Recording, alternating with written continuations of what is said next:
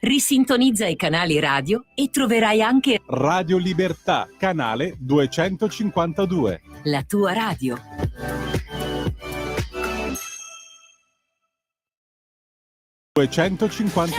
Va ora in onda l'altra metà della radio. Parità di rassegna. Conduce Laura Ravetto.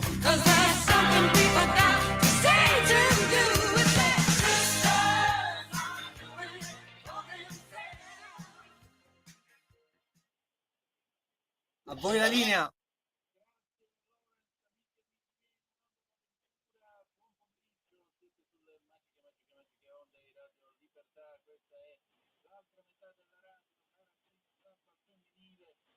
Radio Libertà, io sono Antonino Danna e questa è la puntata di lunedì 20 di gennaio dell'anno del Signore 2025. I nostri caveat: date il sangue in ospedale, serve sempre, salverete vite umane, chi salva una vita umana salva il mondo intero. Secondo caveat, radiolibertà.net, dove troverete un bellissimo giornale online con tanta buona e interessante informazione. Ma io adesso do il benvenuto alla nostra padrona di casa, alla quale possiamo dedicare anche un bel disco di Ivan Graziani, Viaggi e intemperie del 1980. Signore e signori, Laura Ravetto. Buon pomeriggio, Laura. Buon pomeriggio finché ci sono, perché sono già in una galleria, quindi non so quando vi abbandonerò, ma a un certo punto vi abbandonerò e ritornerò, perché sono in viaggio. Ah, deve essere la galleria di Fontanellato. Vabbè, ma tanto è breve ed è coperta, non ti preoccupare. Il telefono c'è. Sì. E Però infatti, ecco, sono in viaggio, quindi sarà, come hai detto tu, una puntata perigliosa. Ecco, faremo il possibile. Esatto, allora cominciamo subito. Bentrovata. Allora, questa bella proposta della Lega: no al velo nei luoghi pubblici, carcere e multe per chi lo impone alle donne. Insomma, mi sembra una presa di posizione che segue, tra l'altro, di qualche settimana la decisione della Svizzera contro il burqa. Sì, perché vedi, noi avevamo già una legge del 1975 che vietava la copertura del viso, ovviamente, nei luoghi pubblici, che però veniva disattesa di fatto con perché prevedeva la possibilità, una deroga in caso di necessità. E questo stato di necessità era stato interpretato giurisprudenzialmente, diciamo, in modo molto, non voglio dire creativo, ma diciamo particolarmente generoso. È necessario dare una stretta, perché nel nostro paese burqa, velo, nei luoghi di culto benissimo, tant'è che l'abbiamo precisato, per necessità di salute senz'altro, nelle gare sportive benissimo, per tutto il resto no. Quindi entrare in un luogo pubblico da noi con il burqa sarà assolutamente vietato.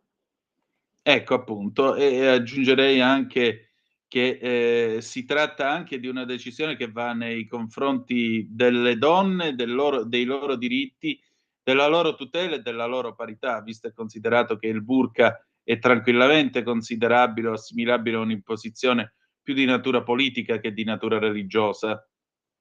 Totalmente, infatti nella legge prevediamo che ci siano delle sanzioni molto pesanti per chi obbliga a tenere appunto queste coperture alle donne, e pene che vengono raddoppiate nel caso si tratti di minori, perché assolutamente il nostro deve essere, lasciami dire con uno slogan brutale, un paese burqa free. Sono pienamente d'accordo. Ovviamente ci saranno le anime belle che diranno che tutto questo è intolleranza, tutto questo è fascismo, tutto questo è cattiveria. Io sto solo pensando una cosa, quelle stesse anime belle che sono state in silenzio quando qualche sabato fa una 19enne è stata aggredita da un branco di 12 ragazzini immigrati rapiti. Mi sa che eccoci. Sì. Sì, dicevo, Stai le stesse dicendo, anime Laura? belle le stesse anime belle che poi sono in silenzio quando un branco di ragazzini immigrati tenta di stuprare e rapinare e stuprare una 19enne di fronte ad una discoteca, la quale è stata salvata solo grazie all'intervento delle nostre forze dell'ordine e della sicurezza della discoteca. Quelle stesse anime belle lì, sì. Sì, le nostre vituperate forze dell'ordine da parte di chi spiega loro com'è che si debbano fare gli inseguimenti, che se stai inseguendo a uno che scappa in motocicletta devi prendere la targa. Questa è una delle più grandi cazzate da quando l'uomo inventò le forze di polizia, visto e considerato che i poliziotti devono far scappare uno col motorino che probabilmente è rubato e che secondariamente finirà dentro qualche fosso o bruciato. Un'idea veramente geniale, prendere la targa di quelli che stanno inseguendo. E Laura, senti, ma cosa possiamo fare soprattutto per la tutela delle nostre forze dell'ordine, che mai come ora vengono fatte oggetto di disprezzo anche da questi cosiddetti nuovi italiani? Abbiamo visto tutti questi video in cui insultavano, provavano ad aggredire poliziotti e così via. Dov'è il punto di non ritorno? Dov'è la linea rossa? A parte che mi pare che oggi proprio sia il giorno del santo protettivo delle nostre forze dell'ordine, e a parte il fatto che la Lega da sempre con le forze dell'ordine abbiamo fatto dei provvedimenti, anche questi tutti anche a mia firma, perché la di Goriezzi, mia, dei colleghi della Commissione Affari Costituzionali, e anche le leggi che abbiamo fatto per tutelare le forze dell'ordine nell'ambito dei processi, perché poi non dimentichiamoci che loro fanno il loro dovere, poi vengono coinvolte spesso in processi, devono affrontare delle spese incredibili, delle situazioni incredibili. Noi abbiamo messo in atto una serie di norme che consentano loro di continuare a lavorare, che consentano loro di poter affrontare anche le spese processuali. Però guarda, l'aiuto alle forze dell'ordine si ha soprattutto invece di attaccare loro, prendendo atto che ci sono delle situazioni, penso alla nostra città di Milano, in cui la politica dovrebbe sostenerle in questa battaglia. Penso appunto a queste ormai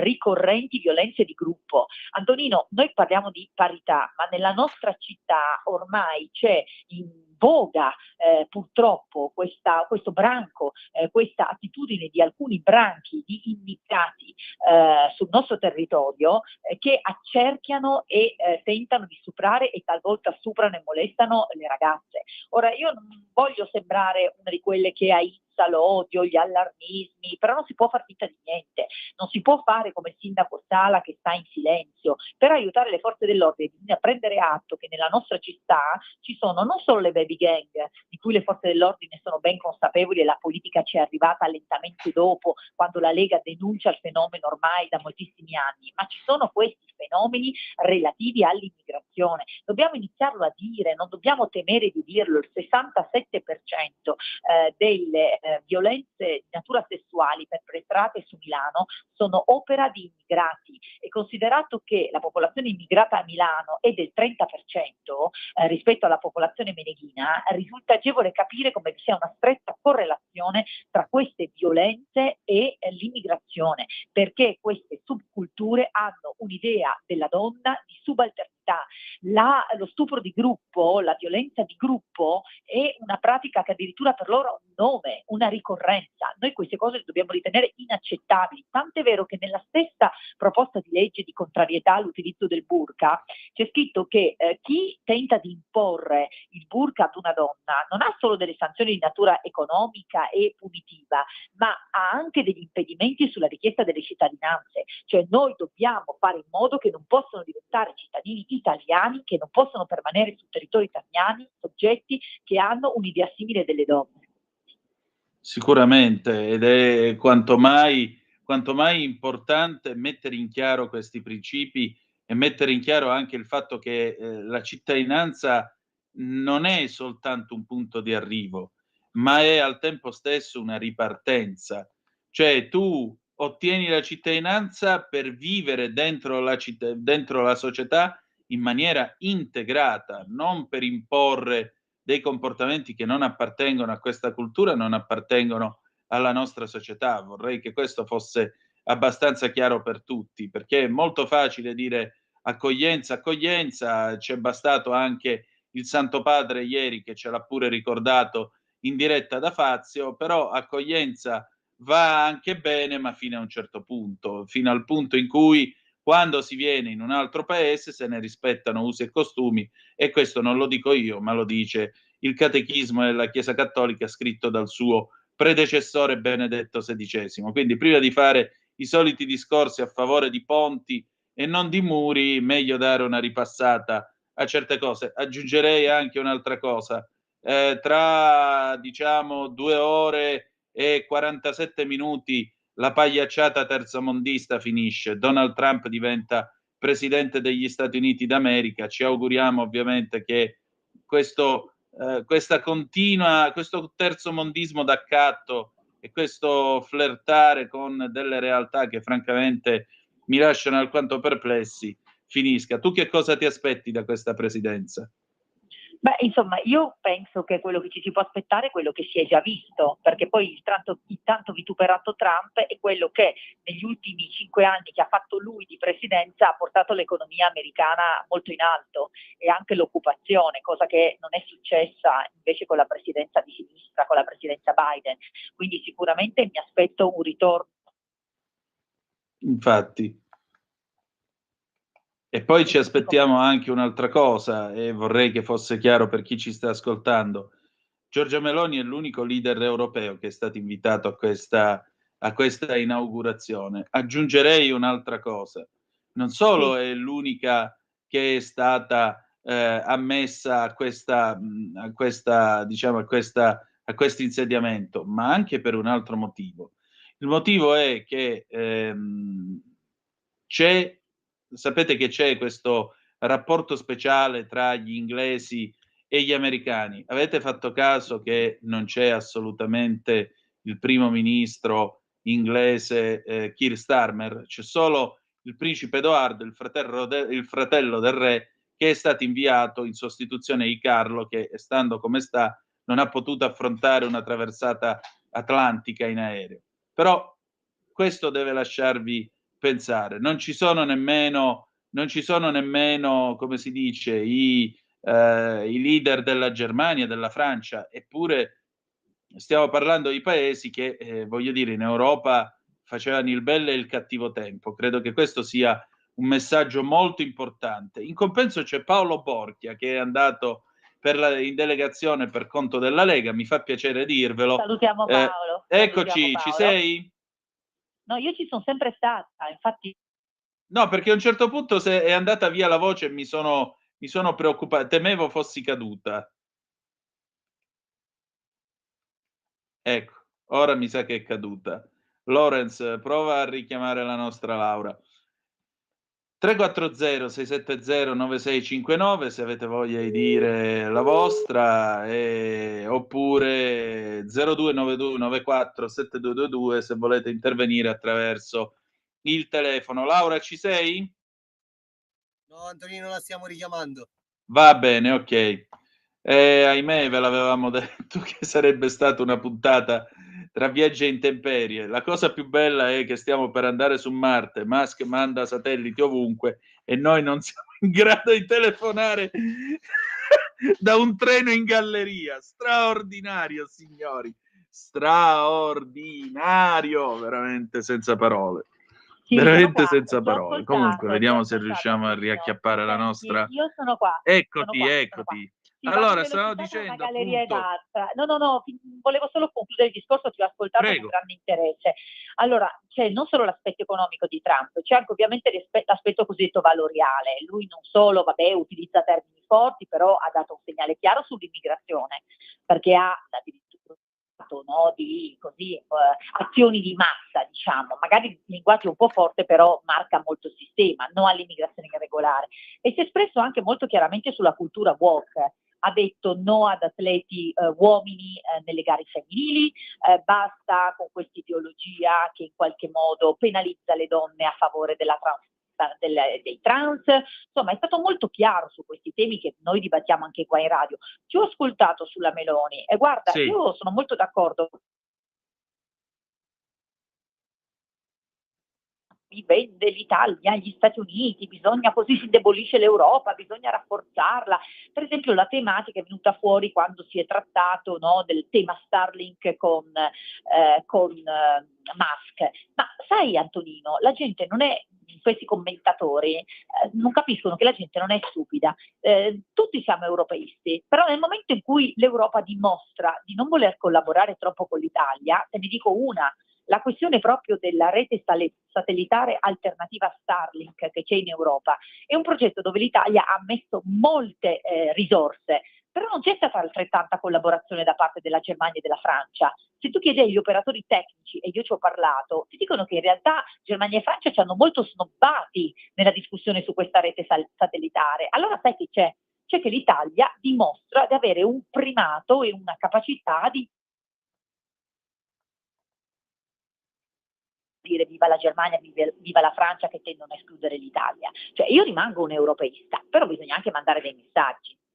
Certo, a maggior ragione. Aggiungerei l'occasione d'oro per diventare il paese guida dell'Europa, considerato che Esatto. la Germania non sa manco se è viva, la Francia è lì sull'orlo di una crisi di nervi perché hanno tutti paura della Le Pen e quelli saranno nei guai nella confusione fino a giugno, per cui l'occasione è ghiotta. Esatto, esatto. E quindi ecco, diciamo che temo che sia più un rosicamento della sinistra, che aveva, ti ricordi, in campagna elettorale fatto come fulcro della sua campagna elettorale l'isolamento che avrebbe avuto l'Italia nel panorama europeo, nel panorama mondiale, il fascismo, una trazione così a destra, in realtà verifichiamo che la centralità dell'Italia. Esattamente, proprio così. Verifichiamo la centralità del nostro paese in un momento storico come questo, visto e considerato che appunto non c'è nessun leader europeo eccetto Giorgia Meloni. Non c'è altro da aggiungere. Credo che questo faccia giustizia anche di tutti quelli che le dicevano: ah, la pesciaiola, quella la garbatella, quella così e quella cosà. Quella così e quella cosà oggi è in mezzo ai grandi del mondo, all'inaugurazione dell'uomo più potente del mondo, che è il presidente degli Stati Uniti d'America.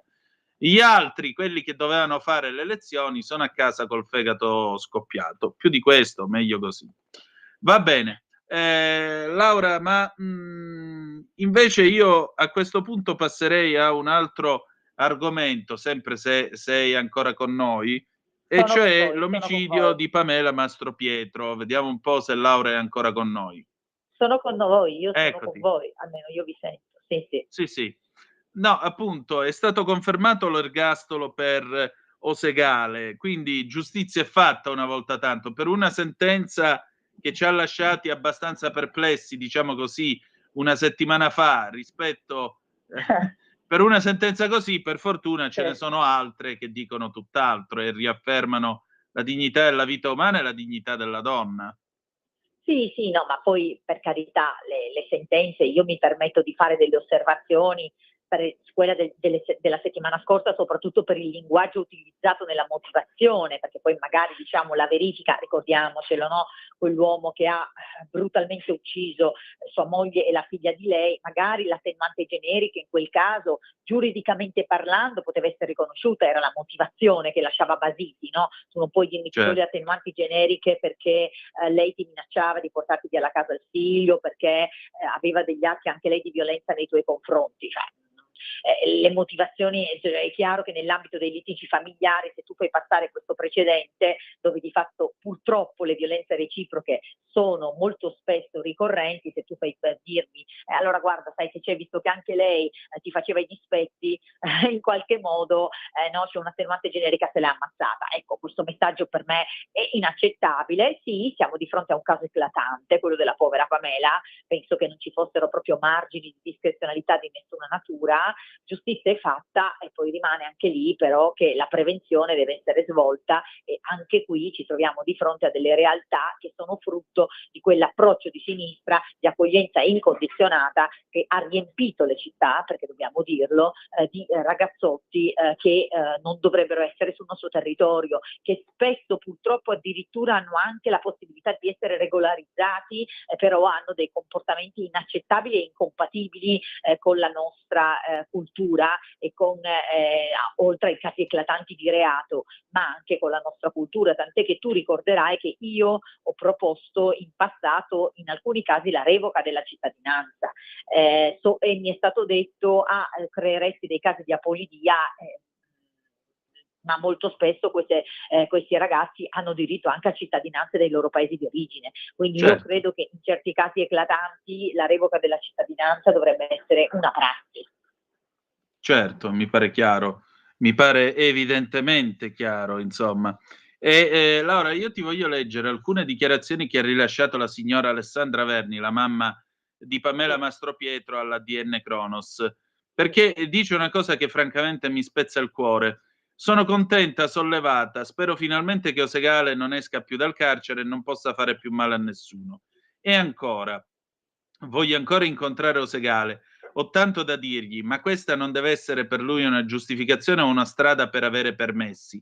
Da parte sua non vedo nessun pentimento. Questo ricorso, mentre abbiamo firmato il consenso per l'incontro in carcere, è stata l'ennesima pugnalata. Incontrarlo non vuol dire perdonare. E mi pare che la signora abbia le idee molto chiare. Sì, no, è una forza di una madre, una forza incredibile, io non so se avrei altrettanta forza. Questo è poco ma sicuro. Aggiungerei anche delle Anche parole chiaramente dette con tanta dignità, che è la dignità, cosa tanta più dignità, tanta importante. dignità, sì, tanta dignità e tanta forza e senza, diciamo, creare, tensioni sociali, ma dicendo giustamente questo non potrà mai essere perdono. È importante anche il messaggio, il carcere è anche necessario perché questa bestia, scusami, non fa. Questo è anche un messaggio importante, cioè la sanzione punitiva non è solo una sanzione punitiva per le vittime già accertate, ma anche per evitare vittime future. Ma forse mi avete persa. No, ti abbiamo ascoltato benissimo invece. Sono d'accordo, siamo d'accordo con te, direi. Laura, aggiungo anche un'altra cosina che ha detto sempre la signora Alessandra, la mamma di Pamela. Nessuna sentenza potrà mai restituire Pamela, ma di certo speriamo che ora sia davvero messa la parola fine a questo processo che è durato fin troppo. Nel rispetto delle garanzie dell'imputato sembra che a volte ne abbiano molte meno la vittima e i suoi parenti, afferma all'ADN Cronos l'avvocato Marco Valerio Verni, zio e legale della famiglia di Pamela Mastropietro. Questo effettivamente fa riflettere, direi. Fa Sì, riflettere. fa, Sembra fa che a volte riflettere anche. abbiano meno garanzie la vittima e i suoi parenti. È una riflessione amara. Sì, e fa riflettere anche la reazione sociale, perché comunque, non so se mi sentite ancora, perché Sì, vai avanti. comunque quando nessuno è, figuriamoci, quando muore un ragazzo, come nel caso di Rami, c'è giustamente un dispiacere di tutti, però no? Tutti si organizzano anche contro le forze dell'ordine, inopinatamente. Poi nota il silenzio di questi casi, di queste vittime. Quando ci sono vittime di immigrati, di situazioni, anche lo stesso tentato stupro della discoteca di Alcatraz, ma tu hai visto un minimo presidio di tutte queste femministe, donne di sinistra, uomini di sinistra che scendono sempre in piazza appena insomma c'è qualcosa che succeda a quelle che loro individuano come fragilità sempre legate all'immigrazione. Invece quando ci sono le vittime, in questo caso, no?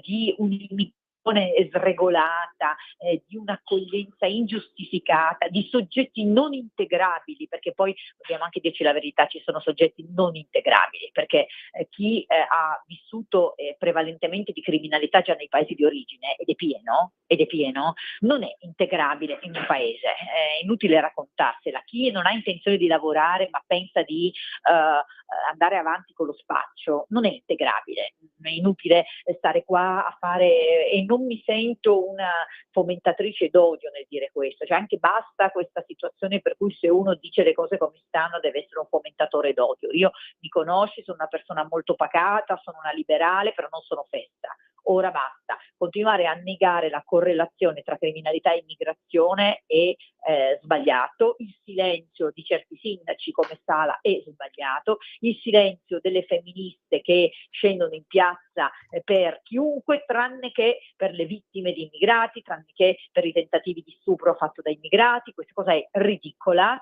insensata, e bisogna insomma in qualche modo prendere atto che c'è un problema che non è affrontabile solo e soltanto a livello nazionale come stiamo facendo noi con delle leggi adeguate, siamo ritornati ai decreti sicurezza di Salvini, ma che purtroppo deve essere affrontato soprattutto a livello locale, non è più pensabile che ci sia una tolleranza di questo tipo, non è pensabile che abbiamo già visto nel 2022 a Capodanno ci furono gli accerchiamenti delle ragazze, le violenze, non è pensabile che sia successo di nuovo quest'anno, non è pensabile che si faccia finta di nulla, bisogna prenderne atto.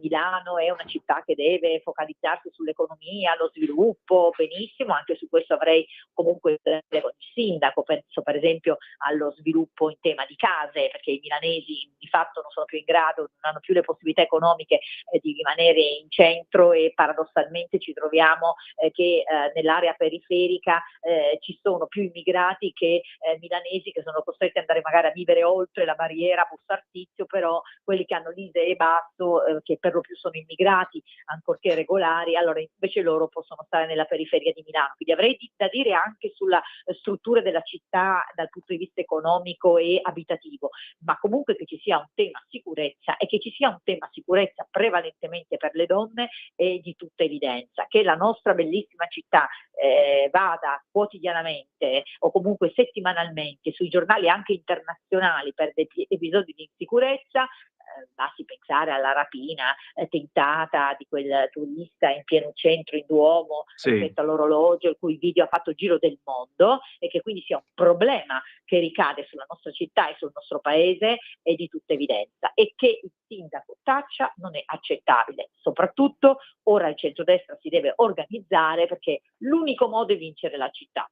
Quindi è indubbio che noi adesso abbiamo la grande responsabilità e il dovere di vincere, perché guarda, adesso non vorrei paragonare Milano agli Stati Uniti, però ecco, bisogna che noi prendiamo in mano la situazione per ripristinare la storia di centrodestra nella città, che mette al centro la sicurezza, perché è indubbio che il tema immigrazione irregolare e sicurezza è un tema portato avanti dalla destra, dal centrodestra, perché nella sinistra prevale l'approccio ideologico, quindi di fronte a certe situazioni si dice ma no è il percepito, ma no è un ingigantimento, ma no sono i populisti fomentatori d'odio. Lo devi dire a quella 19enne davanti alla discoteca, che è percezione, esatto, populismo, che siamo fomentatori d'odio. Dai. Miga, make Milano great again. 10 secondi di pausa e torniamo subito. Noi, bravo, bravo, bravissimo, ecco, bravissimo. Grazie, 10 secondi e torniamo subito. Stai ascoltando Radio Libertà, la tua voce libera, senza filtri né censura. La tua radio. E allora, sempre sulle magiche onde di Radio Libertà, Antonino Danna e Laura Ravetto per l'altra metà della radio. Laura Ravetto un po' a tratti, mi scuso, Laura Ravetto tra una galleria e l'altra, però direi che la linea tiene bene, oggi devo dire, vedi? Sì, ma guarda, fino a quando sei in pianura, fino a Bologna, bene o male tiene. Nelle gallerie tra Bologna e Firenze pure, insomma,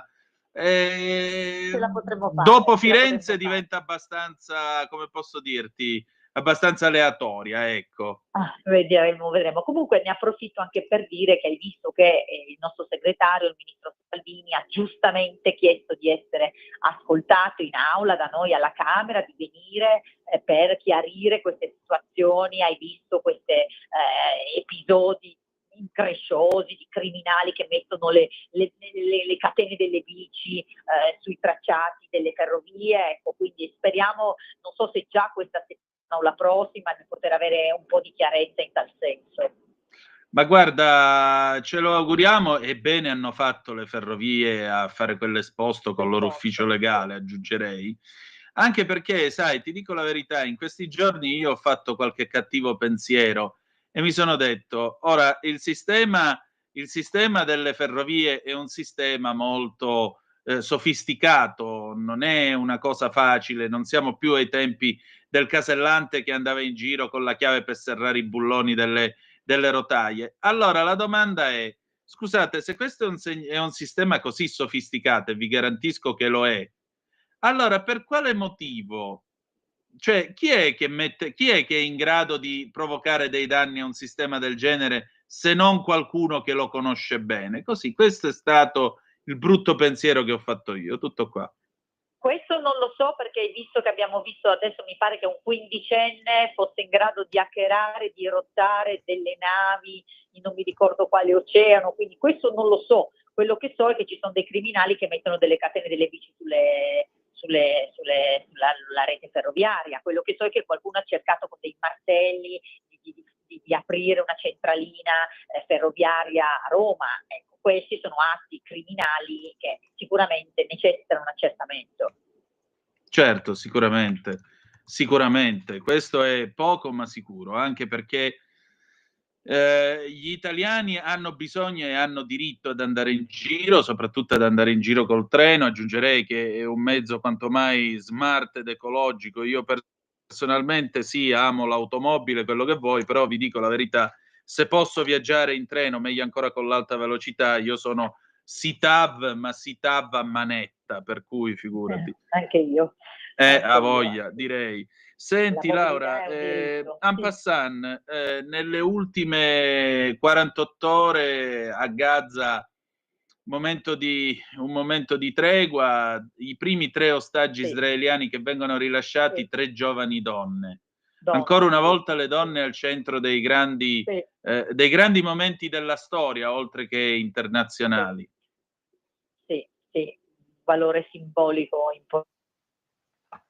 Sì, guarda, certe volte le guerre purtroppo si fanno tanto sul corpo delle donne, perché le donne sono quelle che effettivamente subiscono di più certe situazioni, no? Perché sia nelle Sì. situazioni di aggressione, le donne, non solo le donne, i bambini ovviamente, ma anche le donne sono viste un po' così come, no? Ti ricordi quando c'è stata l'attacco a quella festa di giovani, come venivano mostrati i video dai terroristi con queste giovani ragazze quasi fossero trofei, no? Quindi è indubbio che 3 donne che rientrano hanno anche un significato, no? Importante. Poi detto questo, benissimo, questi accordi delicati, perché non dobbiamo dimenticarci che da una parte c'è una democrazia, dall'altra ci sono per lo più dei terroristi, però bene, benissimo. Naturalmente mi ha fatto anche qui sorridere la sinistra che ha tentato goffamente di attribuire questa svolta a Biden, no? Lo stesso Biden ha cercato di appropriarsene facendo una pessima figura in conferenza stampa. Io l'ho vista in lingua originale ovviamente, e quando lui ha detto che questo accordo è frutto della sua strategia perché lui ci lavorava da maggio, alcuni giornalisti l'hanno contestato urlandogli: allora se ci lavoravi da maggio, giornalisti di sinistra, quindi diciamo della sua stessa parte, come mai avete continuato a fare i bombardamenti, ad appoggiare Israele nei bombardamenti? Cioè si è creato di fatto a lui un autogol, perché la verità è che non c'era nessuna reale trattativa in atto. La svolta è certamente dovuta all'arrivo di Trump, perché era chiaro agli stessi terroristi che significa sicuramente il pugno molto duro con tutto ciò che è attacco ad Israele, e quindi sicuramente è stato determinante questo. Come io credo, guarda, che tu mi chiedevi prima di Trump, questi anni di Trump porteranno non solo una crescita economica. E guarda, ti parlo anche qui in maniera laica, non puoi pensare che io sia una fan di Trump quando parla delle donne, dai su, no? Mi sembra abbastanza evidente. Ma sono una fan di Trump come politico, perché non solo ha dimostrato a livello economico di essere abilissimo aumentando occupazione e non creando nessun danno all'Italia, perché i dazi li aveva già messi, quindi in realtà porta solo semmai un po' di sale sulla coda in Europa che ci fa solo bene, ma anche a livello internazionale Trump è stato quello che le ha chiuse le guerre, al contrario di, diciamo, quel gran woke belloccio di Obama, che ha disseminato crisi internazionali ovunque. E io sono abbastanza convinta che questo mandato di Trump possa anche migliorare la situazione con l'Iran, dove la situazione è tremenda per le donne, no? Mi ha fatto sentire racconti della prigionia, no? Giustamente si dice ok, liberata la sala, ma là rimangono delle donne in carcere iraniane per nulla, senza nessuna responsabilità, perché magari volevano studiare o hanno messo ragazze che si gettano contro i muri per la disperazione, no? Ecco, io credo che anche lì potrebbe migliorarsi la situazione. E abbiamo già visto con la Cina, no? Si è detto, adesso arriva Trump, blocco col cinesi, hai visto come ha sapientemente risolto il tema TikTok, no? Che sai che la Corte Suprema l'aveva bandito dagli Stati Uniti perché ritenuto contro l'ordine pubblico, e lui sapientemente, di fronte a una decisione che possiamo dirci fanno tutti liberali, ma insomma non è tanto liberale, io anche lì non sono una gran fan della Cina, tutt'altro, ma non è che bandendo le piattaforme, no, lui dice no, guarda, sai che c'è, non lo bandiamo, però almeno il 40% della proprietà deve essere americana, cioè dimostra anche qui di avere una concretezza nella gestione degli affari internazionali, quindi secondo me ci riserverà sorprese positive sul campo internazionale. È quello che penso anch'io, e credo che avrà, tra l'altro per quanto riguarda l'Europa, credo che il nostro paese avrà un peso specifico ben superiore rispetto a quello che ha avuto ultimamente nei rapporti transatlantici. E la cosa, per quello che mi riguarda, mi fa molto piacere, detto tra noi, e può essere anche un modo per darci più spinta in Europa. Sì, questo indubbiamente. L'Europa ha di essere sollecitata, sì. Ecco, senti, noi andiamo all'ultima notizia di questa rassegna stampa di oggi. Nel frattempo vi ricordo 029294 7222 se volete telefonare, oppure 340 670 9659 se avete voglia di intervenire attraverso la zappa o il WhatsApp. Sai, la scorsa settimana un po' mi era venuto a ridere per quella francese, ma avevo visto anche una signora veneta che era andata ai fatti vostri, sì, lo ammetto, io guardo i fatti vostri, ebbene sì, che era andata ai fatti vostri pure lei. A francese ci ho perso. Ecco, c'era questa signora francese che insomma ha denunciato di essere rimasta truffata da un finto Brad Pitt, sì, che le scriveva ti amo tanto, sì, eccetera, eccetera, sì, eccetera. Questa settimana c'è un altro problema che nasce dall'online, stavolta più grave, ve lo raccontiamo dalla BBC. Dice 9 donne hanno segnalato un predatore seriale su Tinder prima dell'arresto. 9 donne hanno detto, ognuna separatamente, alla polizia di uno hanno denunciato uno dei più famosi e prolifici predatori di Tinder. Questo signore si fa per dire, si chiama Christopher Harkins, è stato finalmente condannato ad andare in galera per 12 anni a luglio scorso, ma le donne che avevano provato a segnalarlo in passato, nel decennio precedente, erano state come dire, non erano state credute quando avevano denunciato questo tizio alla polizia scozzese. Qual era la particolarità di questo porco di Harkins? Era che sostanzialmente lui prima si faceva mandare delle foto, diciamo così, un pochettino SEO, dei video che lui registrava anche senza consenso, dopodiché minacciava le vittime e si faceva dare un sacco di soldi. Quindi anche qui la necessità di essere cittadini del web. Vediamo un po' se riusciamo a recuperare la nostra... Ci sono. Eccoti. Ci sono. Sì. Ti sento.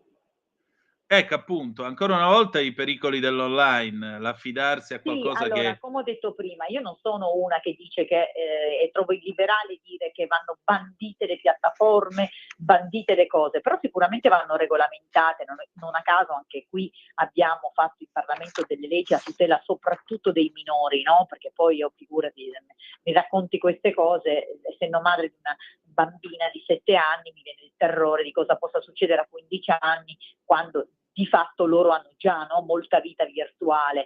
Quindi sicuramente, a parte complimenti a queste donne, l'unione fa la forza. Ecco, qua i messaggi sono due, secondo me, no? Primo, che dobbiamo continuare a ripetere, non aver paura di denunciare. C'è un modo per proteggere. Se qualcuno ti estorce delle foto o ti ha portato a dare del materiale e sei sotto ricatto, denunciare, non c'è nessuna vergogna, cioè anche guarda la situazione di quella signora con Brad Pitt, no? Sì, certo, uno si chiede ma com'è possibile, tra l'altro una bella donna di successo in carriera, quindi ecco, non certo una persona che poteva avere difficoltà, addirittura forse coniugata, quindi che potesse avere difficoltà marito a trovarne un altro, ma noi non possiamo capire le situazioni di solitudine delle persone o come reagiscono magari a certi blandimenti o a certe situazioni che sono facilmente veicolabili dalla rete. Io non me la sento di giudicare, di dire guarda questo pirla o questa sciocca o questa... Abbiamo visto anche dei casi italiani in questo senso. L'unico modo è tutelarle quando risvegliandosi decidono di denunciare. Lì vanno tutelate totalmente e poi naturalmente bisogna controlli nella rete. Guarda, io ho apprezzato, ad esempio, non so se hai notato, adesso in Instagram c'è una funzione che voglio segnalare, perché tu devi sapere che io mi diverto molto a profilare i miei haters, perché io ricevo molto spesso insulti anche di natura pesante e sessista da dei profili che bisognerebbe trovare un modo per cui l'anonimo non dovrebbe essere consentito, perché io non vieto nulla, però uno si dovrebbe palesare. Invece vedi questi furbetti o queste furbette, perché poi magari spesso sono anche, sai, persone invidiose, no? Che magari cercano di denigrarti sotto i post, che fanno questi commenti. Io sono molto aggressiva, io non solo dico che cercherò di individuarne il profilo per querelarli nei casi più gravi, ma questo, ripeto, non tanto a tutela mia. Certo, questo è poco ma sicuro. Ma anche a profilarli e l'individuo. Per esempio adesso c'è una funzione divertente su Instagram che ti fa vedere che i profili cosiddetti fake o anonimi spesso cambiano nome. Cioè, guarda, per esempio oggi ne ho beccato uno, questo tizio ha cambiato 4 volte il nome commentando sui tuoi profili. E allora noi gli ho scritto, lei cambia 4 volte il profilo per farmi i commenti, e quindi è la stessa persona su 4 profili, cioè vanno un po' sganati. Ci sono addirittura delle persone che lo fanno di professione di andare a denigrare i profili, non dimentichiamocelo, a fare commenti negativi. Negli Stati Uniti addirittura li fanno contro ristoranti, contro libri, spesso sono monetizzati, magari da concorrenti, anche nell'ambito del mercato. Questo succede anche in politica. Bisogna poi iniziare, no? Io li chiamo tutti conigli, no? Gli dico, coniglio, lei o coniglia? Perché non mi dice chi è? Cioè bisogna iniziare un po' a dissacrarla anche sta rete e insegnare anche ai nostri ragazzi a non avere paura di sta gente. Questo vale sia quando ti blandiscono e tentano di sedurti o di adescarti, sia quando tentano di denigrarti. Non so se mi hai sentita, però. Sì. No, t'ho sentita. Sono pienamente d'accordo, guarda. Senti, Laura, ma mentre il treno fila veloce, ti leggo 2 zappe che sono arrivate. Allora, la prima è da Stefano Brembo che scrive: Radio Libertà, buon pomeriggio. Grazie mille a Laura Ravetto, quindi ti ringrazia. Poi Maurizio invece scrive: e allora, parlando delle violenze di Milano, e allora quando le donne aggredite in una piazza del Duomo abbandonate agli islamici hanno raggiunto dei poliziotti, Pare che questi abbiano risposto: noi non possiamo fare nulla. Ma dove siamo arrivati? Chi li dirigeva? E Piantedosi cosa aspetta a cacciarli per aver lasciato la piazza italiana ai vandali islamici? Fuori gli attributi o ci penseremo noi cittadini, anche se troppo tardi, vabbè. Questa è la solita io ho esasperazione, una risposta permettimi per Maurizio. questo. Meloni e Io ho una Mattarella, rispondete, processiamo Sala, sindaco incapace. Che ne pensi? No, io penso che da una parte non è vero, perché le nostre forze dell'ordine intervengono in tutti i casi in cui devono intervenire, quindi per esempio nel caso della discoteca di Alcatraz, al Duomo è difficile individuare sul momento le situazioni. E poi ti dirò di più, certo che se il messaggio che si manda alle forze dell'ordine è che quando intervengono fanno gli inseguimenti, poi gli apri i processi, è chiaro che questo non aiuta, questo è sicuro. Cioè dovremmo essere anche in una condizione in cui le nostre forze dell'ordine vengono maggiormente tutelate, non che devono aver paura a fare il loro dovere, non so se sei d'accordo.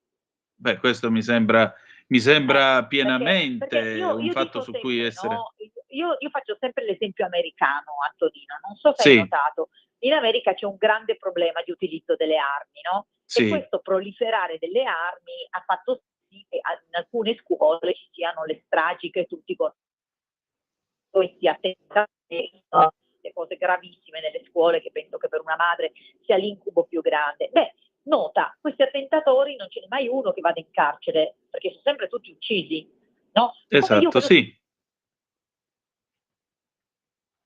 è proprio così. vengono spesso, purtroppo l'attentatore viene ucciso. Non so se mi stai sentendo. Sì, ti sto Ecco, sentendo ecco, bene, appunto. ecco, pensa succedesse in Italia. Cioè, da noi si vedrebbe la strage da parte delle forze dell'ordine. Cioè, nessuno vuole l'uccisione dei malviventi, ma è chiaro che in uno scontro a fuoco, soprattutto nell'ambito di attacchi di quel tipo, capita. Negli Stati Uniti senti mai qualcuno che dice come mai è stato ucciso l'attentatore nella scuola? Mai. Sono certa che in Italia ci sarebbe dibattito. Cioè Sì, c'è sicuramente. un ambiente ostile, un ambiente di sinistra, sociale, anche ostile alle forze dell'ordine quando fanno il loro dovere. Certo, è vero, è proprio così. È proprio così. E la cosa è drammatica, aggiungerei, perché se non c'è più il rispetto per chi porta una divisa, e allora come facciamo a tenere ordine nella società? Ma Questo è soprattutto quello. come fai ad aspettarti che le forze dell'ordine si sentano tranquille di intervenire anche quando proprio non vedono l'evento davanti a loro. Cioè loro a questo punto, se intervengono senza vedere davanti a loro l'evento, poi verranno accusati di aver infastidito degli immigrati. Di questo sono certa, capito? Quindi non è Esatto, che sono pienamente d'accordo. è questo il clima che si sta creando. È vero, è proprio così. Laura, senti, si sono fatte le 15:50. Direi che possiamo tirare un po' le Sì, conclusioni di questa sì. nostra chiacchierata di oggi. La prima Che cosa conclusione, la vogliamo prima dire di più? conclusione, la prima conclusione è che la rete ha tenuto abbastanza, siamo riusciti abbastanza a fare la puntata e quindi sono contenta. Conclusione è che bisogna mandare il messaggio da una parte di vicinanza alle forze dell'ordine, da una parte apriamo gli occhi sulla situazione femminile in questo paese e su quello che sta succedendo con l'immigrazione. Apriamo impegno nostro riconquistarci la città di Milano, impegno a continuare come governo, impegno a leggi come quella sul burqa, perché dobbiamo mandare dei messaggi valoriali importanti e le istituzioni di sinistra aprano gli occhi e collaborino col governo su questo. Ecco, e meglio non si poteva dire. E allora, già che ci Va bene. siamo, che dire di più? Noi concludiamo la nostra trasmissione qui con la nostra Laura, ti lasciamo al tuo viaggio, insomma, Laura, fai buon viaggio. Grazie, Ci devo salut- andare a Roma perché vado a sentire proprio un convegno di insediamento di Trump alla Camera. Sono invitata ecco, come uditrice e quindi voglio un po' sentire anche le considerazioni in ambito Aspen, quindi da parte degli economisti, diciamo, dei professori, ecco, mettiamola così. ecco, e questa è la cosa più interessante. Poi se vi capita, date un'orecchiata anche a Radio Libertà, perché noi faremo la diretta ovviamente dell'insediamento di Trump dalle 18 col sottoscritto. Fantastico. Laura, allora, noi ci salutiamo con una delicata Grazie. canzone dei Gatti di Vicolo Miracoli, Verona Beat del 1979. A te, buon viaggio, appuntamento Anche il a te, 27 buona di giornata. gennaio, sempre qui alla solita ora sulle magiche onde di Radio Libertà. Grazie A ancora. lunedì prossimo, grazie Antonino, a lunedì prossimo saluti a tutti. E noi ci ritroviamo alle 18 per la diretta con Trump. The best is yet to come, il meglio deve ancora venire. A più tardi.